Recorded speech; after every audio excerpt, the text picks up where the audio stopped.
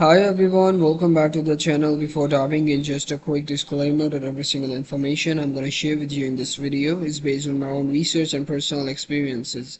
So this is not a sponsored content, so I will try to give you an honest review and an unbiased take. So let's get straight into it. So in today's video, we're going to do a quick and in-depth review of Givi Truco Mundo.com. So this is basically an online platform that claims to share with you a lot of opportunities.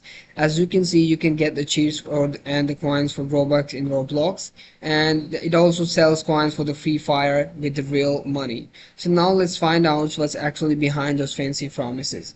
As you can see, once I tried searching for the reviews of this product on the Scam Advisor website, I got to know that it has a worst possible score of 1 out of 100, and it has a lot of negative highlight. The website owner is hiding his identity on the Whois. So once I tried searching for it, I got to know it was registered back in 2023, but being there in a market for more than 3 years doesn't solely means that this website is pretty much credible. So as you can see, there is no information about the website owner, so this is a concerning thing, and also they don't have any physical address.